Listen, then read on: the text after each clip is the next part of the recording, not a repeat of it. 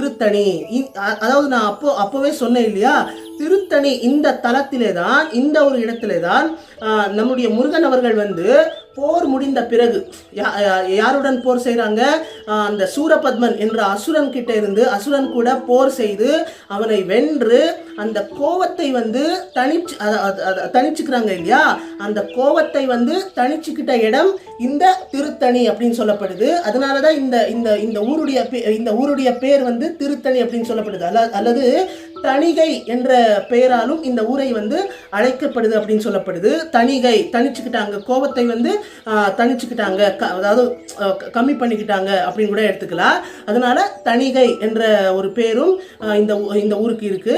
அப்புறமா இது இன்னைக்கு பரவலாக திருத்தணி அப்படின்ற ஒரு பேரால அழைக்கப்படுது. ஸோ இது 5வது படை வீடு. அடுத்து கடைசி வீடு 6ஆம் படை வீடு பழமுதிர்ச்சோலை.